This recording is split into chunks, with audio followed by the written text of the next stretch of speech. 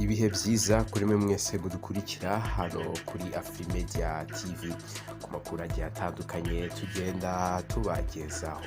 Reka dushimire buri muntu wese wakoze subscribe kuri AFRIMEDIA TV, nawe waba uhageze bwa mbere reka tugusabe gukora subscribe maze tujye tubana amakuru agiye atandukanye tugenda tubagezaho. Reka tunyarukire mu makuru ari kuvugwa mu bitangazamakuru bigiye bitandukanye. U Rwanda rwegukanye umwanya wa kabiri mu irushanwa ry'ikoranabuhanga mu Bushinwa. Abanyeshuri ba kaminuza y'u Rwanda ari nabo bahagarariye u Rwanda nibo bitwaye neza. Mbere yuko dukomeza n'iyi nkuru reka tubahe ikaze.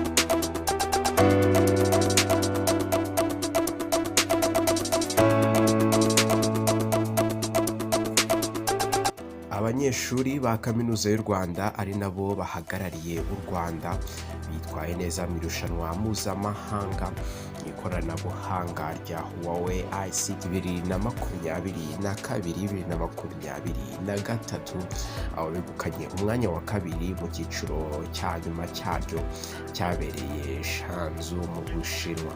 Abanyeshuri batatu ba kaminuza y'u Rwanda aribo Minani Regis, Mugiraneza Magnifique, Mugisha Michel Freddy babaye abambere muri 650 barushanwaga muri kaminuza zo mu Rwanda bakomeza ku rwego rwa Afurika batwara umwanya wa kabiri, bituma bajya mu cyiciro cya nyuma mu Bushinwa naho bitwara neza. Ubu u Rwanda rwari rwitabiriye iri rushanwa rukaba rwahigitse ibindi bihugu bisaga 30 byaryitabiriye ndetse n'amatsinda asaga 130 rutwara umwanya wa kabiri, bikaba byashimishije abanyeshuri ubwabo barushanijwe ndetse na ambasade y'u Rwanda mu Bushinwa cyane ko ihagarariwe muri iki gikorwa.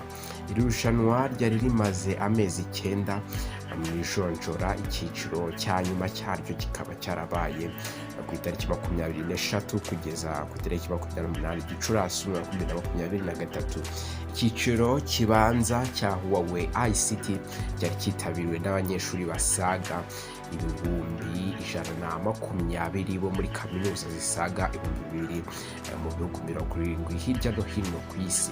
Abanyeshuri bo mu Rwanda bitabiriye irushanwa bakanitwara neza, bahamya ko bahungukiye byinshi nk'uko bigarukaho na Mugiraneza Magnifique. Yagize ati Huawei ICT yamaye urubuga rwo kwerekana icyo nshoboye mu byo nize ndetse no mu guhanga udushya muri networking. Twabonye ibikoresho bigezweho bijyanye nabyo, bivuze ko twahungukiye ubunararibonye.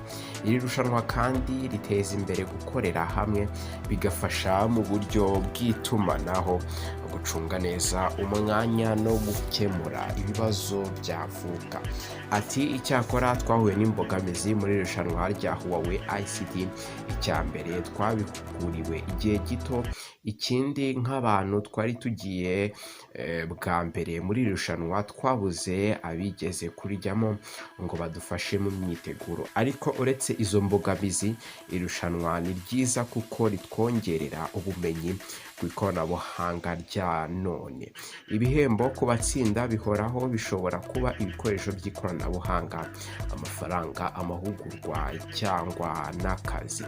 Bagenzi be nabo bahamya ko iri rushanwa ryabafunguye amaso kuko babonye aho abandi bageze mu ikoranabuhanga rigezweho, bungurana ibitekerezo mu kubonera umuti ibibazo abantu bahura nabyo, mbese byinshi ibyiza byo gukorera hamwe team working.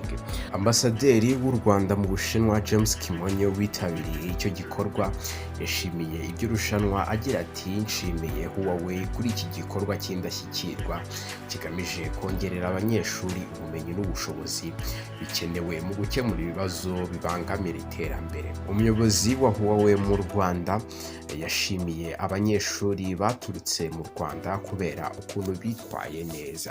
Yagize ati ndashimira abanyeshuri ba kaminuza y'u Rwanda.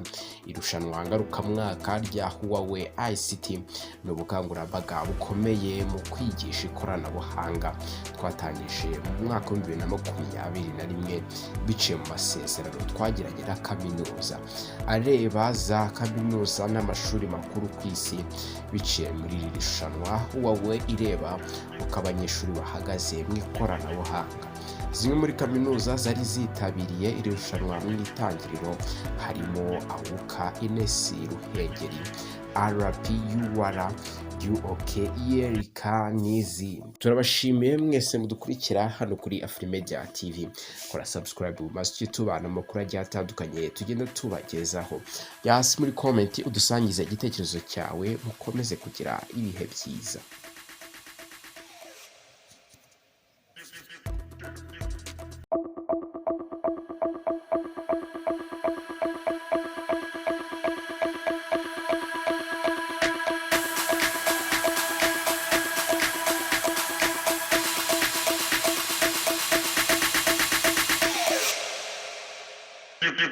Thank you.